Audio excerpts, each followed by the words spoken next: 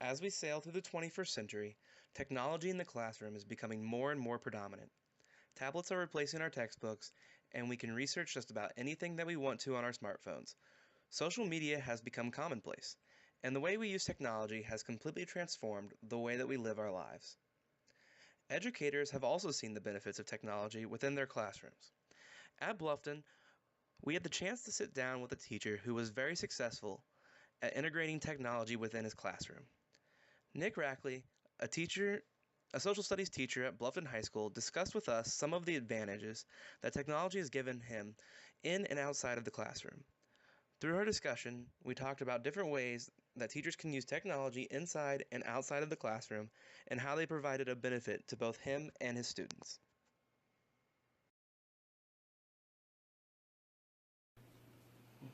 So how do you integrate technology into your social studies classroom? So what are some specific things that you do instead of just because I know in high school mine was just lecture and notes Sure. and just whatever. I hate lecture, and if you try and lecture every day, you will be so done by the time you're 5 years in.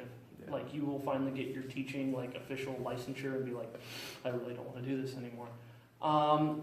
It depends on the school. I student taught at Riverdale, where we didn't really have technology. So I student taught with a guy named John Hayfield. He's over there.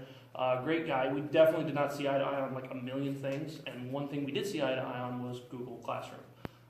And so when it comes to the basics and bread and butter of it, all of my stuff is in Google Classroom. All of their assignments are in Google Classroom. This morning, we didn't have school, so I got out and I got on my Remind app and I shot out everything and said, look, remember today we were going to watch this 45 minutes in this movie we were going to watch today in class. That is yours for homework because it is posted in Classroom. We are not covering that tomorrow. Your homework is still due Thursday. So somewhere between today and Thursday, you've got to watch that 40 minutes, answer those questions, and come out with it. So there's that. Now, specifically, you're saying to me, okay, what do you specifically do? Most of mine are notebooks. I found that here at Bluffton, they do notebooks. Scott has a notebook. Mikey has a notebook. Jamie does not do a notebook, but she does a lot more paperwork in a folder type thing. And kids do not like it when you change things. Like when I came in, I was like, all right, guys, see these books? You probably won't ever read them, so we're not going to use them whatsoever. And you would have thought I dropped Hiroshima or Nagasaki in their little minds. They're like, must have book, cannot. Okay. And for me, it was because, one, I knew they weren't going to read them. Number two, they're going to destroy them. And number three, the world history books are really out of date. So it wasn't really beneficial in any way, shape, or form. So in terms of technology, you have OpenStax, which has plenty of just open, accredited, collegiate coursework, which you can take sections of. I mean, obviously you don't want some ninth grader reading, the French Revolution, 600-page docudrama, that's not going to work. But that works really well there. But with the notebooks and Tail, you can link in your notebook. So let's say we're talking about the French Revolution, let's talk about Montesquieu, let's talk about Robespierre, let's talk about all these different people, and you can link those to videos, and you can link those to other things that your kids will watch. They will read. It's better to read 2 paragraphs of very concise information than here's a whole chapter. Tell me what Robespierre said in this whole chapter. Yeah. Because you're just not going to do it. So there'd be one example. We see that Mr. Rackley is talking about providing students with different links to different sources of information. Videos, short articles, and other resources that break down large chapters into smaller parts for students. This can be considered chunking, which is a kind of scaffolding. Instructional scaffolding is a process through which a teacher adds supports for a student in order to enhance learning and aid in the mastery of tasks.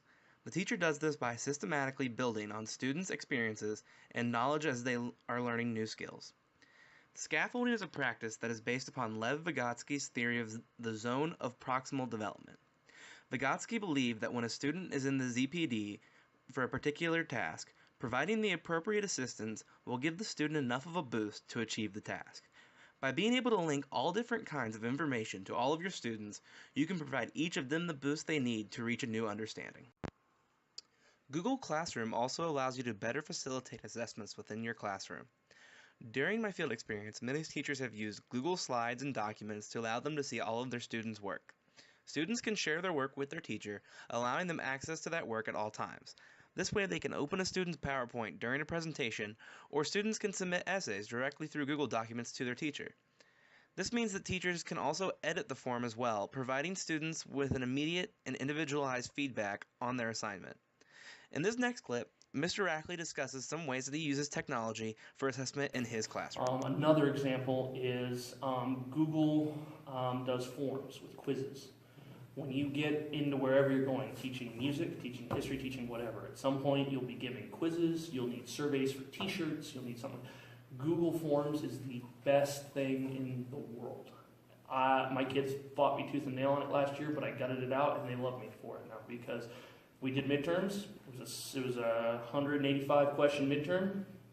They knew what their score was when they left my class. Okay, it's brilliant. I love it. And so they like it now too because they know exactly what their score is when they get out. If I need them to have a retake a test, that helps.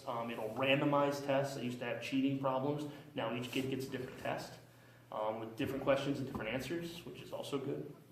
If you're looking for like the more fun side of things, when I teach a World War I unit in both my classes, we do a game called Diplomacy. I don't know if you've ever played that game or not.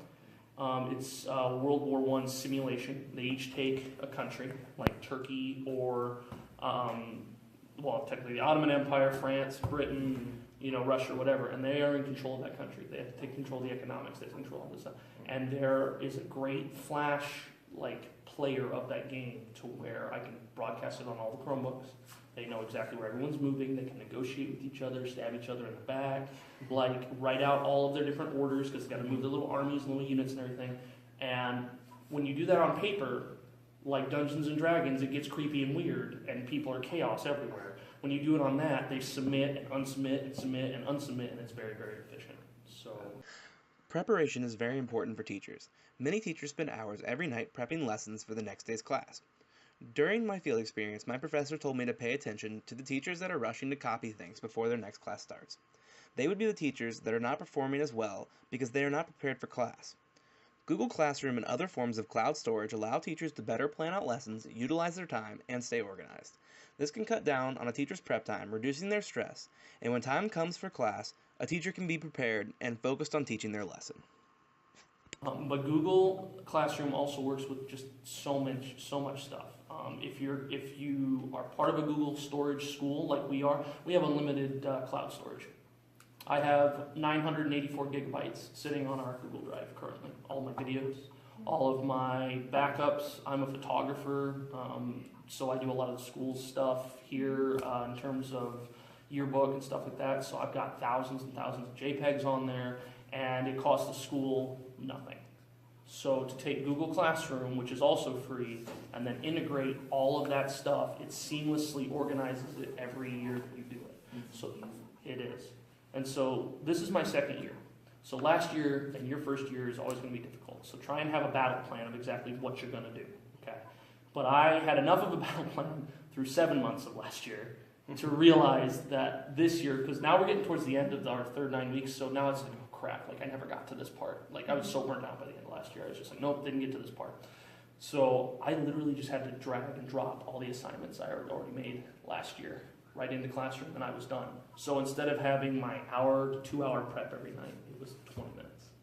And instead of, all this other stuff. And then the other thing is on Classroom, the great thing on Classroom too, first off, it will send them notifications of everything that you do. And then if they want to get online, or we have Chromebooks, all of my assignments and everything are posted directly into their calendar, so they can't sit there and say, I don't know what's going on. That's amazing. You can link that calendar to the parents. Parents know what's going on. The other thing is, if you want to get even more directly involved with parents, I've had some kids that are not doing well. You can put the mother or father or whoever guardian's email into it, and every time I post something, they get it automatically. So they can't sit there, well, I didn't know what's going on. Okay. The other great thing about it is everything works very seamless. You can throw in PowerPoints, you can throw in Word documents or YouTube videos or quick quizzes or any of that other kind of stuff. You can see there are many ways that technology can help you prepare for the classroom.